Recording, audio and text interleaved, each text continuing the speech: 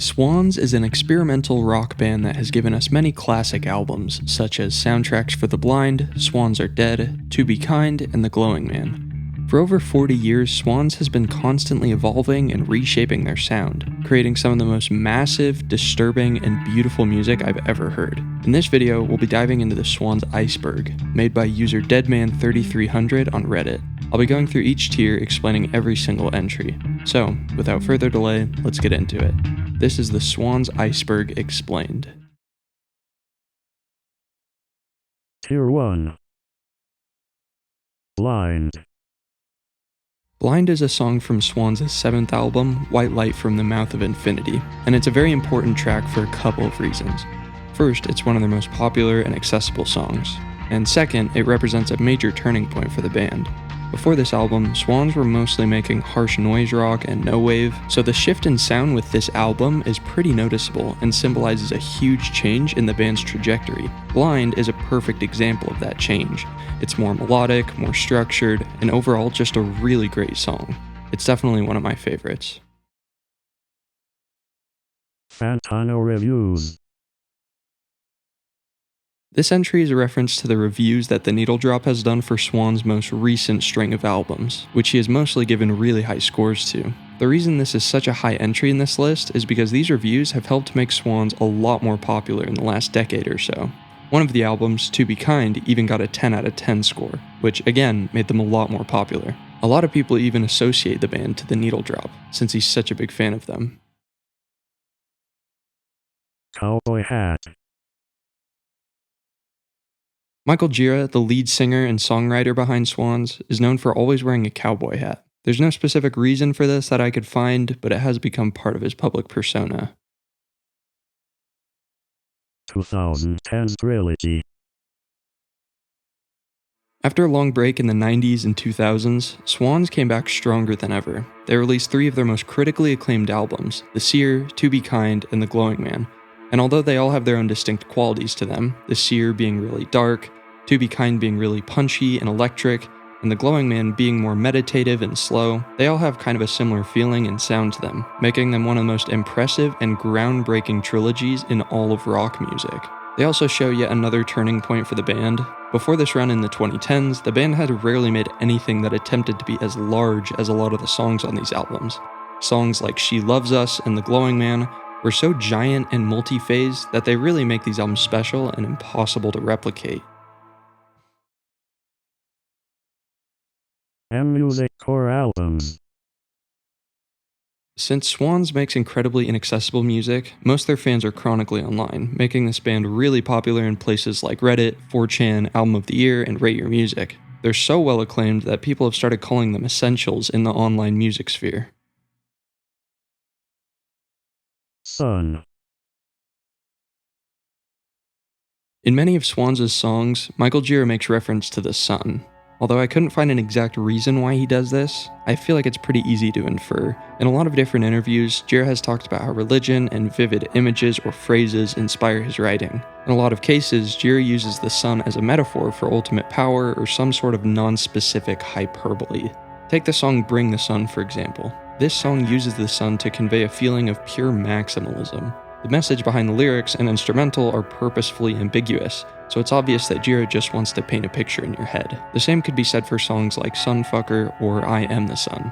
Gira just likes to use the sun as a metaphor for an ultimate power or ultimate force. Tier 2. Instagram fan interactions. Compared to a lot of old experimental bands, Swans actually has a surprisingly active presence on Instagram. Gira occasionally posts updates about releases, vinyl pressings, tour dates, and sometimes even more personal or poetic stuff. Now, the thing that makes this entry special is how direct the interactions can be.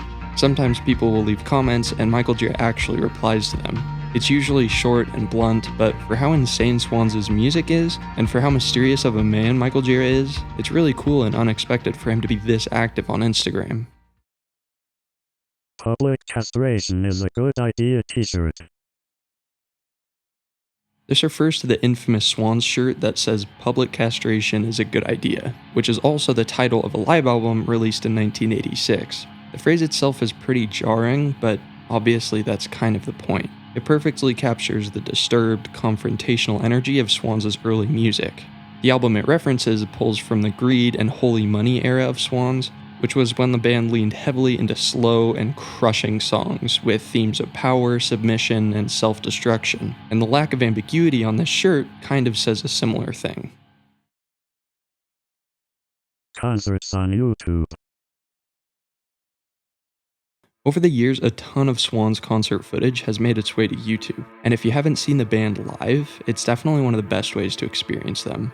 Swans are known for their incredibly intense and often deafening performances, and while the videos can't fully capture the same energy, they still give a pretty solid idea of what it's like to see them live. Some of the more iconic performances, like sets from The Seer or To Be Kind, are really well recorded and shot. You can also find more old shows from the 80s and 90s as well. My personal favorite live performance of theirs is this one, where they perform Just a Little Boy. It's absolutely insane and made me appreciate the song way more. r/Swans. This is the main subreddit dedicated to Swans, and it's one of the more active corners of the internet where people come together to share music suggestions, ask questions, or discuss anything having to do with the band. Again, since most of this band's fan base seems to be online, it only makes sense that they have a huge and super involved subreddit. Where does a body end?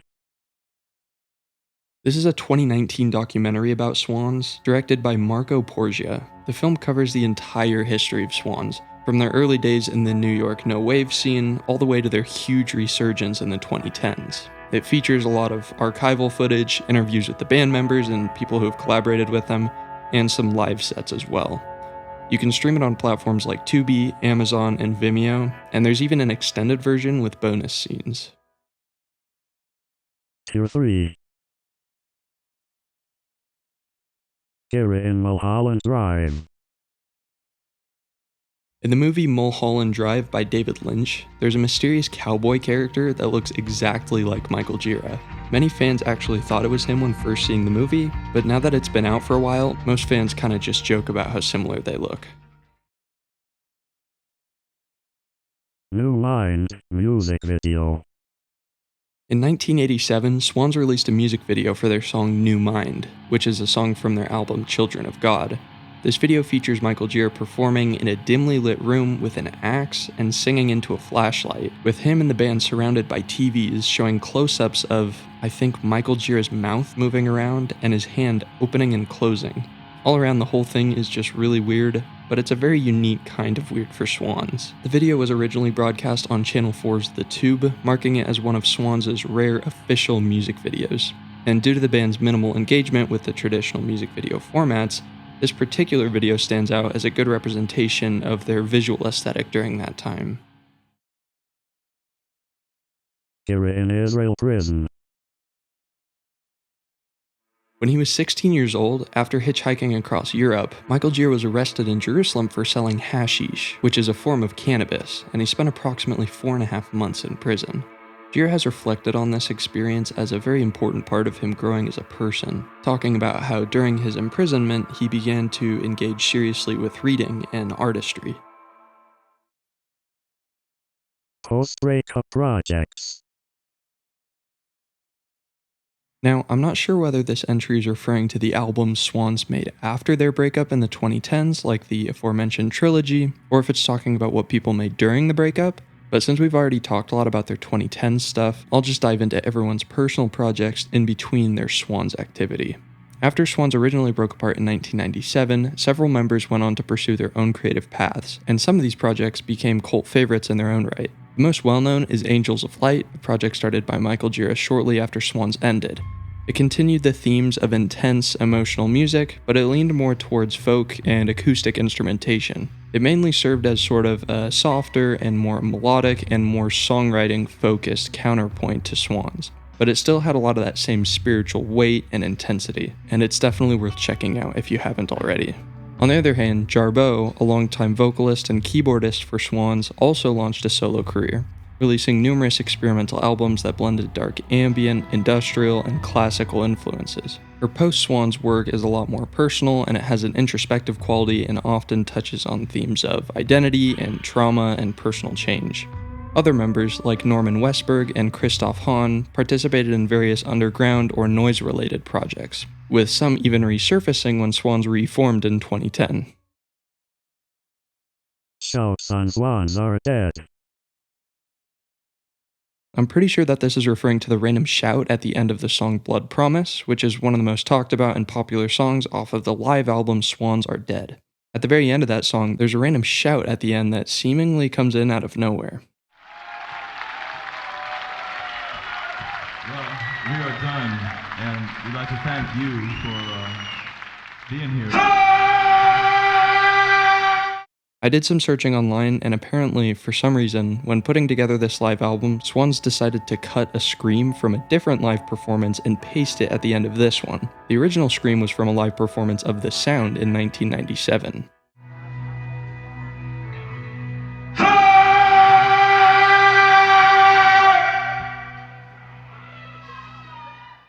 Now, I'm not sure why Swans decided to paste this shout at the end of Blood Promise, but it also kinda just fits. /Swans Circle Jerk. The Swans Circle Jerk subreddit is kind of the opposite of r/swans. Literally 75% of this subreddit is just memes like these ones. There's nothing super crazy about this Circle Jerk subreddit, especially since it only has about 3,600 members, but it's still worthy of noting. Nardwuar interview. So I didn't know this, but apparently Nardwuar interviewed Michael Gira in 2011, and it was incredibly awkward. If you don't know who Nardwuar is, he's an interviewer who has an incredibly bubbly personality, and in almost every case, his charm works super well with different celebrities.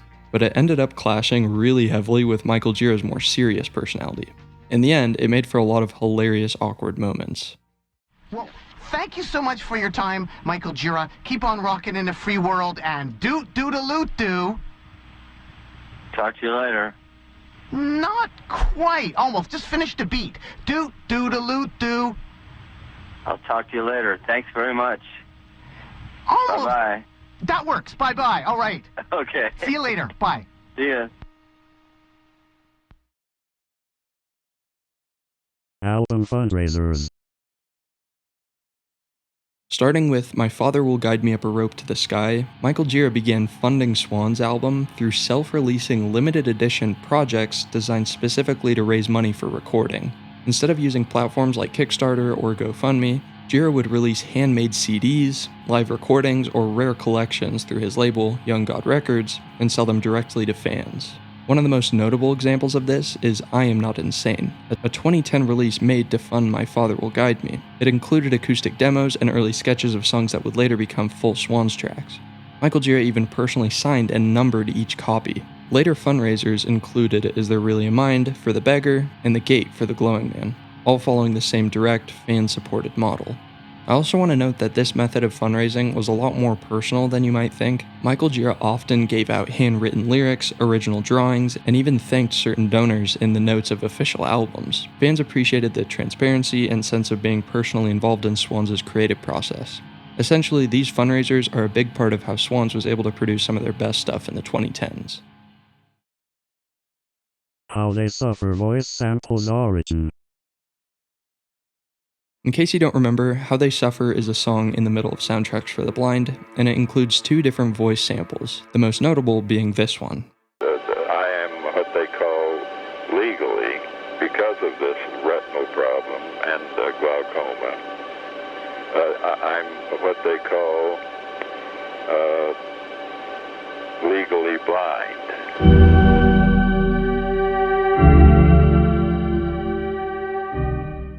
Now, I couldn't confirm exactly where these samples are from, but I'm pretty sure it's Michael Gira's parents in that song. And although there's not concrete proof as to who's talking in the sample, it's still a really ominous song, and the two samples really complement the mood.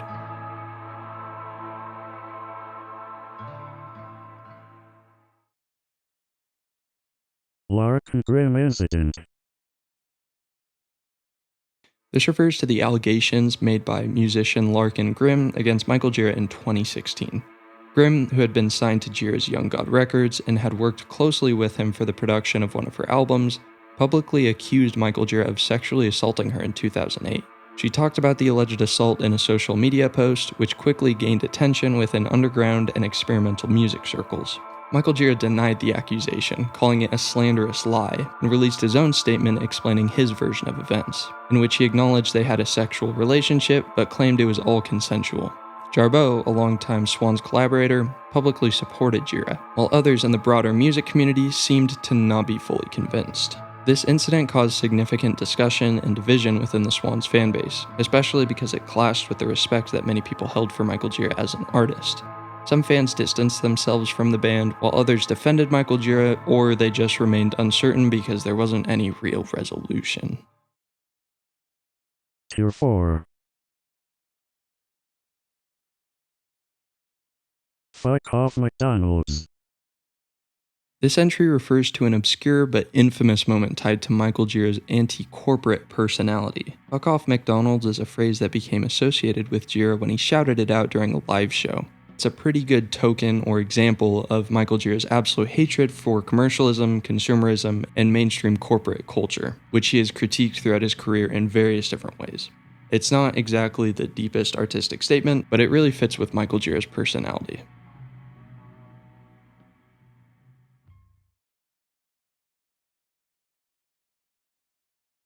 The Bunker. In the early 80s, Swans rented a really dark, boxy, undecorated room to practice in and nicknamed it the Bunker. According to Michael Gira, the bunker wasn't a pleasant place to practice in, but it was totally necessary in order to create and master the sound that early Swans was going for. A bleak and forceful no-wave sound. In their early years, the band practiced in the bunker over and over and over again, which helped them emerge almost fully formed immediately, and helped them become masters of not just their songs, but also the loud and tortured vibe that their music gives off. Jarboe not in reunion band. After being one of the main contributors to Swans music in the 80s and the 90s, Jarboe was not part of the 2010s resurgence. The main reason for this is that Michael Gira had a very specific vision in mind for the future of the band and didn't really want to move backwards creatively. Because of this, Jarboe was not a part of the reunion band. However, there's no indication that there was any fight or drama between the two of them, and like I said before, Jarboe had already been working on other music at the time, so the separation kinda just made sense. How I Loved You covers Origin. How I Loved You is an album by Angels of Light, a side project from Michael Gira, and the front and back cover are Michael Gira's parents, his mother on the front and his father on the back. Gira has said in interviews that How I Loved You was meant to be an album about love in its full, messy, painful, and transcendent form, and that especially included parental love, and that's the reason why his parents are on the covers. Gira's childhood.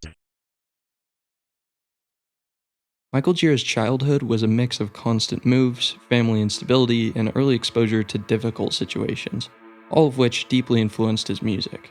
Michael Gira was born in 1954 in Los Angeles, and his father's military career meant they moved around a lot, including places in Germany and various spots in the US. This constant uprooting contributed to Michael Gira's sense of isolation, something that would later surface in his music. His parents also had a complicated relationship. His mother was nurturing but struggled with mental health issues, and his father was emotionally distant and strict. This instability caused Michael Gira to feel disconnected from his family. 93 Avenue B. I think this is referencing 93 Avenue Blues, which is a track off of The Seer. This song is a 5-minute collage of just a bunch of awful and haunting sounds.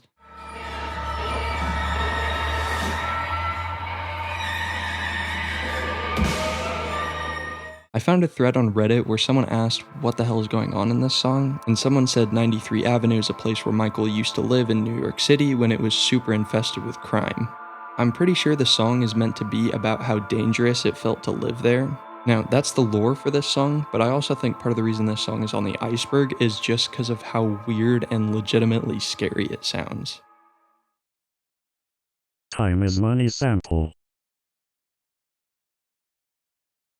Okay, this one took me a long time to figure out what it was talking about, but in the song Time is Money by Swans, there's this industrial dance beat that samples a nail gun apparently. I'm not sure whether the sample is before the beat comes in or if it's part of the beat as well, but I'm pretty sure it's in both.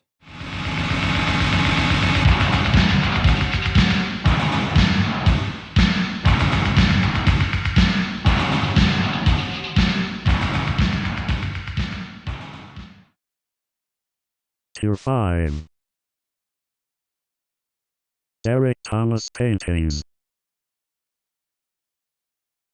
Derek Thomas is a painter known for his very unique art style, which blends this old-time cartoon-looking style with, like, blood and gore. He painted the album covers for White Light from the Mouth of Infinity and Love of Life, which are two of my personal favorite Swans covers, and they definitely stand out compared to all the other Swans covers. While he once had a personal website selling the prints of his paintings, it hasn't been updated for several years. Cowboy Hat Origin.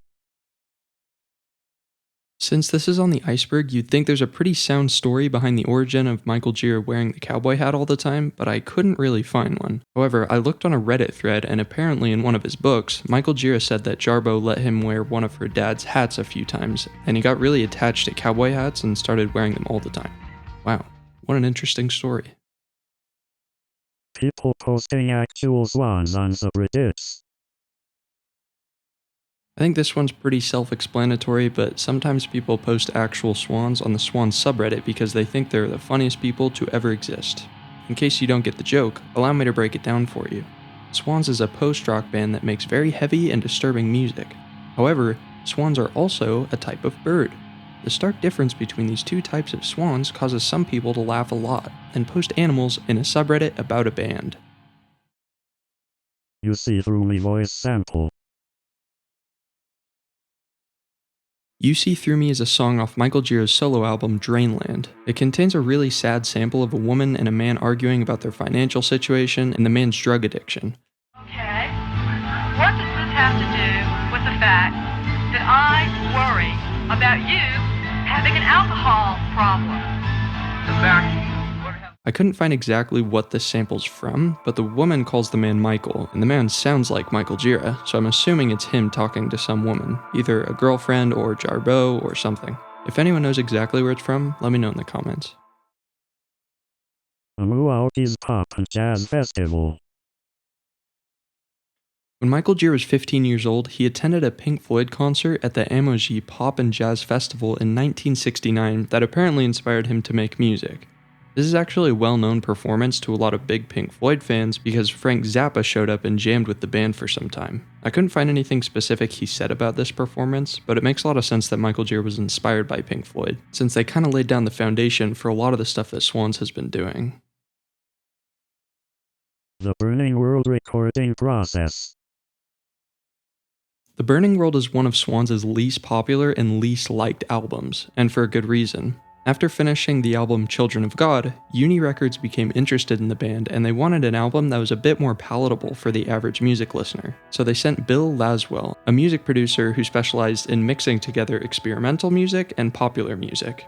This could have been exactly what the band needed to make an amazing and also widely popular album. Of course, it didn't end up working out that well. According to Michael Gira, the band wasn't allowed that much input during the recording sessions. Laswell brought in pre-arranged songs, recording musicians, and put on a layer of polish to all the mixes. This made the songs a lot less brutal and hard-hitting than usual, making The Burning World easily Swans' least interesting album, in my opinion.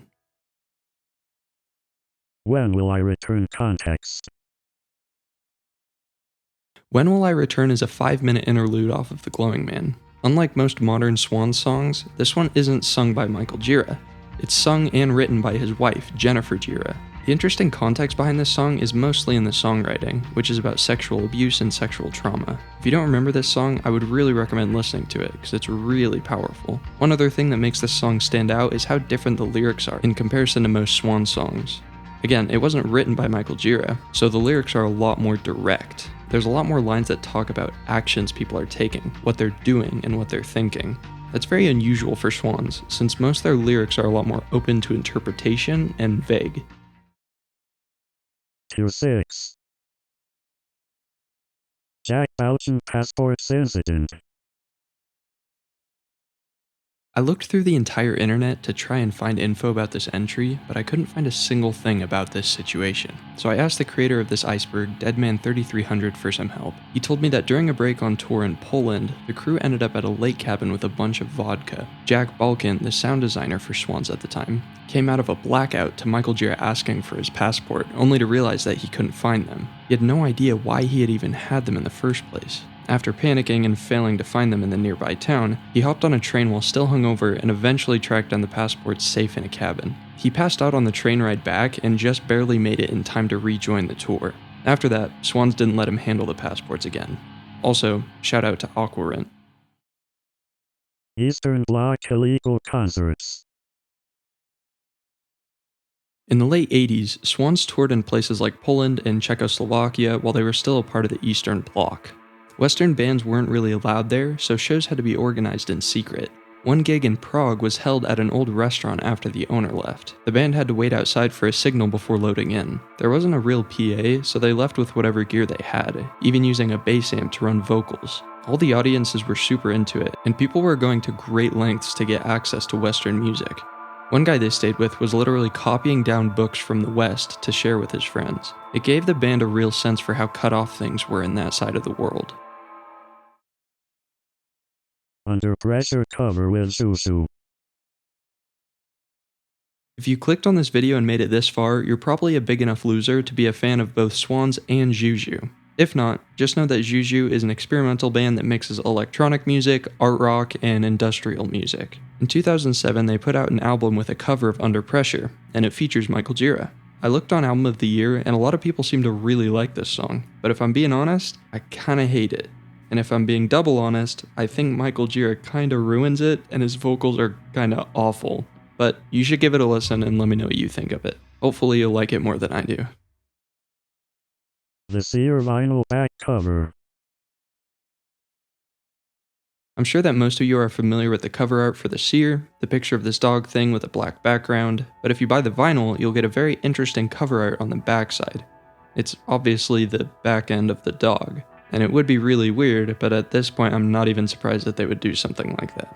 It kinda reminds me of the cover art for Live Rope. Maybe it's just supposed to be a picture of a black galaxy, or something like that. Jarbo the Path original soundtrack. In 2010, Jarbo composed and recorded the original soundtrack for The Path, which is an indie horror game. The game is a weird reimagining of Little Red Riding Hood, where the player guides these 6 sisters through a dark forest. Her soundtrack leans heavily into ambient, experimental, and atmospheric sound design. I had actually never heard of this game before doing this video, so I checked it out, and it's really weird. The music especially, obviously, but the game just looks really odd. Tier 7. Robert Christgau Kumjar and Dildo Bouquet. Robert Christgau was a very esteemed music critic in the 80s and had a particular disliking of the emerging no-wave scene, especially early Swans. He hated their earliest stuff, and in 1987 when they released Children of God, he said it sounded like a dildo dipped in a cum jar.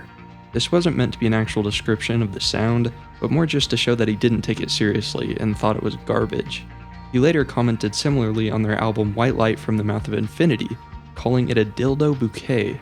Now, these reviews ended up aging like milk, since most people think these two albums are really great, so it's funny to see how hard it was for some people to stomach their style back then. 50 drawings in a day. This is a reference to something Michael Gira did before Swans was even a band. During his time in art school, Gira was very interested in the underground New York art scene, not just the no-wave scene, but also the visual art as well. Due to his interest, he started challenging himself to draw 50 drawings every day. The reason for this was not to make a bunch of nice drawings, but to sort of break his ego down and teach himself discipline. Most of the drawings he did weren't even kept, he would just throw them away. He cared more about the action than the result. As you could guess, this kind of masochistic mindset helped Michael Gira fully understand and create the foundation for Swans' music. This practice of drawing 50 times per day probably helped inspire this mindset. Phil Niblock Tourbus Torture. During one of their tours in the 80s, the band was traveling on a bus for long periods of time in miserable conditions. To make the conditions worse, somebody brought some recordings from the minimalist composer Phil Niblock. And the small chance that you're not one of the 1,000 people that are familiar with this guy's music, it's just drones. The drones aren't really that nice on the ears either. They're meant to be a little challenging to listen to.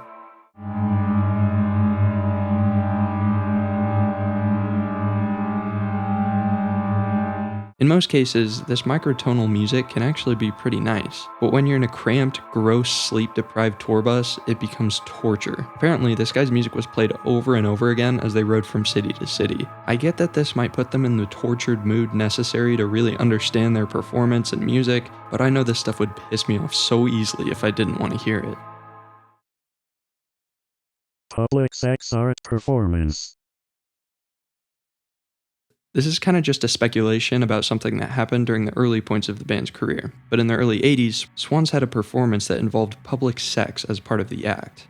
This performance was said to have taken place in a small gallery during the very early days of the band, or possibly before the band was even known as Swans. There's no evidence that Michael Gira was part of this act, but this kind of thing was actually relatively common in the New York no-wave scene at the time. Many bands and performers would blur the lines between art and just obscenity. Although nobody's 100% sure whether Swans actually did this, it kinda just makes sense that they would have, based on everything else we know about the band. Go that way, get killed. Go the other way, get cappuccino. So as we already know, Swans emerged as part of the no-wave scene in New York in the early 80s. And being there came with being part of the culture of New York at the time. Go that way, get killed. Go the other way, get cappuccino is a quote from Michael Gira that perfectly encapsulates the danger of the east side of New York. Swans was surrounded by decaying buildings, drugs, poverty, and crime, but also amazing art galleries and performance spaces. The mix between these two was the perfect birthing place for Swans. Tirade. What happened to Sue Hannell? Sue Hannell was a huge contributor to the early Swans live performances. She incorporated the insanity and brutality of the music so well that her bandmates weren't even sure what she would do during live performances. She played with Swans for about 6 to 8 months, including their first shows and a small tour with the band Sonic Youth, before leaving after her last gig in December of 1982. After leaving, Sue Hannell stayed in the underground scene, but wasn't very successful. She reportedly was living near poverty, sleeping in a closet, and drinking cough syrup. By 1989 or 1990, she had completely disappeared. Some people thought she'd gotten sick, some people think she died, but no one knows exactly what happened to her. Jarbo's age. Jarbo was born on January 30th, but her birth year isn't yet confirmed, meaning the public doesn't actually know how old she is. Some sources suggest that she was born in 1970, which would make her 55 years old as of 2025. However, this date isn't universally accepted, and her precise age remains somewhat ambiguous. Someone on Reddit said that according to Wikipedia at one point, she was said to be 109 years old. I looked on her page, and that's gone now. I don't really know what to do with that information, but it's kind of funny. Michael Gira height.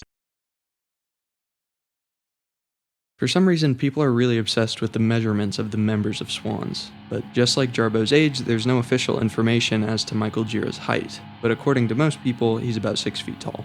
Again, I don't know why anybody cares about this at all, but it's also kind of weird that you can't find any info about it on Wikipedia. I was a prisoner in your skull voice recording. I Was a Prisoner in Your Skull is one of my personal favorite songs off of Soundtracks for the Blind, and about half of it is a voice recording of some guy rambling about how fucked up you are. It's a really disturbing and interesting sample, and I've heard a few different opinions on where it's from. Some people believe it's Michael Gira's dad, but since we know that his dad did the voice recording for another song, we can compare the voices and they don't sound very similar. What I think is a lot more likely is that it's from Jarbo's dad. I found a thread on Reddit that sums it up pretty nicely. Traditional Car 4245 said the following. I read an interview that said that Jarbo's father, working as an FBI agent, had wiretapped a criminal's phone, and the criminal man knew that someone else was listening, so he started to make fun of the situation. At first, he was talking about how Jarbo's father is even more fucked up than he is, since he is telephoning tapping other people. The weird scenarios that later are made up in the text about not being able to turn on the water or not knowing how to use a fork are a symbol of him questioning Jarbo's father's reliance on others and his lack of independence. This makes a lot more sense to me, and it's also way cooler than anything else I found, so I personally choose to believe this. Madonna relationship. Okay, this is the very last entry, and it's kind of insane, but apparently Michael Gira dated Madonna before she was famous. According to Michael Gira, they met through the downtown New York scene in the early 80s. He said in interviews that they hung out and had a casual romantic relationship, but it didn't last very long. He said that once she realized how insane she was, she left. There's not a ton of info on this, and I can't confirm anything past rumors, but it's still super interesting. Well, that's the iceberg. If I got anything wrong or missed anything, please make fun of me in the comments. See ya.